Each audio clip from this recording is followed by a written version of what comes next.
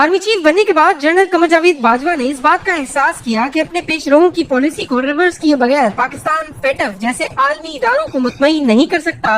चुनाचा उन्होंने पहले दिन से इस पर तवज्जो दी। चंद साल कबल उन्होंने GHQ के अंदर एक बासलाहियत और मेहनती officer major general Noman Zakaria की सरबराही में एक खुसूसी सेल कायम किया। इस सेल ने जानफशानी से एक रोड मैप तैयार किया।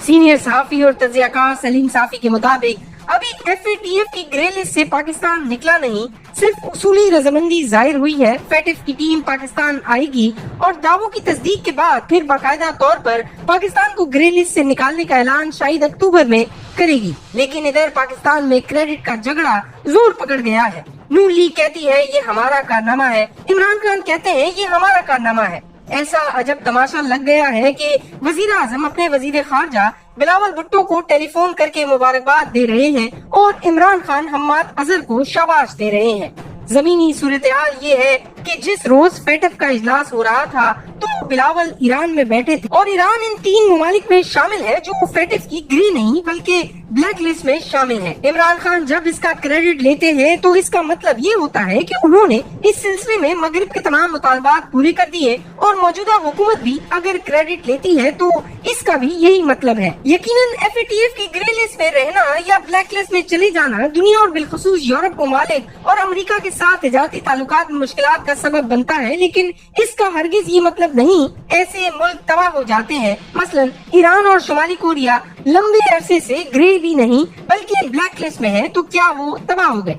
इसी तरह मुत्तहिदा अरब इमारात और तुर्की ग्रे लिस्ट में है, लेकिन इन दोनों ममालिक की मईशत काबिले रश्क है। तमाम पाकिस्तान में ऐसा तासुर दिया जा रहा है जैसे इस मुल्क का वाहिद मसला ग्रे लिस्ट में होना था और अब अगर ग्रे लिस्ट से निकल गया तो सब कुछ हल हो जाएगा। हालांकि असल बात वही है जिसकी तरफ हिना रब्बानी खर साहिबा ने इशारा किया है, यानी हमें अपना घर ठीक करना होगा। अगर अपना घर दुरुस्त ना हुआ तो इस तरह की चीजों से थोड़ा बहुत रिलीफ तो मिल सकता है, लेकिन मुल्क की मईशत रातों रात बेहतर नहीं हो सकती। ईमानदारी की बात यह है कि जिस एस्टेब्लिशमेंट की पॉलिसियों की वजह से पाकिस्तान किसी जमाने में ग्रे लिस्ट हुआ, इसी एस्टेब्लिशमेंट के सरखेलों ने अब इसे ग्रे लिस्ट से निकाला है।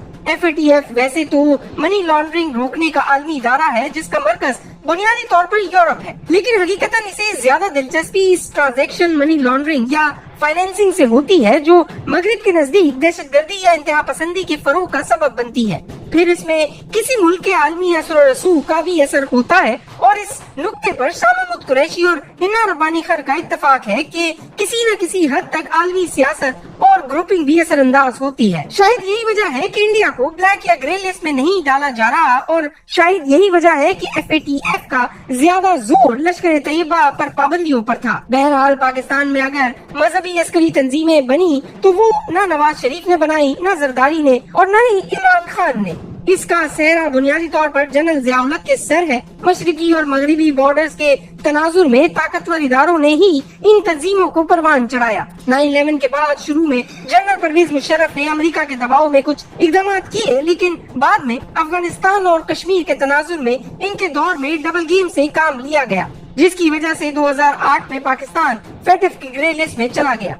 अफसोस से कहना पड़ता है कि इस अमल में ईरान और सऊदी अरब की लड़ाई ने भी अहम किरदार अदा किया और दोनों ने पाकिस्तान के अंदर अपनी अपनी तंजीमों को सपोर्ट किया, जबकि एस्टेब्लिशमेंट तमाशा देखती रही। मियां नवाज शरीफ को बहरहाल ये क्रेडिट जाता है कि इनकी हुकूमत में एक बार पाकिस्तान व्हाइट लिस्ट में चला गया।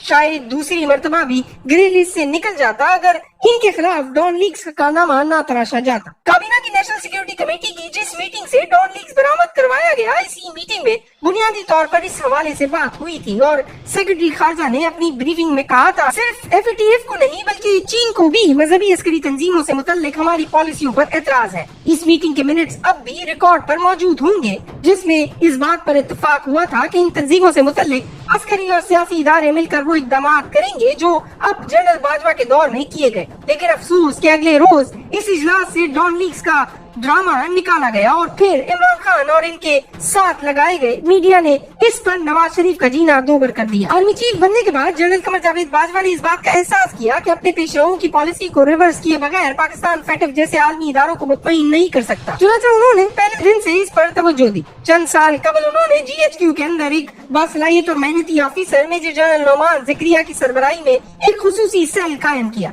इस सेल ने जान फिशानी से एक रोड मैप तैयार किया, कानून साजी भी तजवीज की, बैंकिंग के माहिरीन को भी साथ लिया। हम मातज़र भी FATF के मामले में इमरान खान नहीं बल्कि इस सेल के तहत काम करते रहे, जबकि इंतजामी और अदालती सतह पर भी कई इक़दाम किए गए। यहाँ तक कि कानून साजी के लिए पार्लिमानी लीडरों से मीटिंग्स भी इमरान खान ने नहीं बल्कि फौजी क़यादत ने की। अब भी जब जर्मनी में इजलास हो रहा था तो इमरान खान बनी गाला में बैठे थे, बिलावल भुट्टो ईरान में थे, जबकि जनरल कमर जावेद बाजवा नेटो के हेडक्वार्टर ब्रसेल्स के दौरे के बाद जर्मनी, जहाँ FATF का इजलास हो रहा था, में मौजूद थे। इन तारीखी हकाइक की रोशनी में आप खुद अंदाजा लगा सकते हैं कि पाकिस्तान को ग्रे लिस्ट में डालने की या फिर डाले रखने के जिम्मेदार कौन थे और अब इसे इससे निकालने का सेहरा किसके सर है।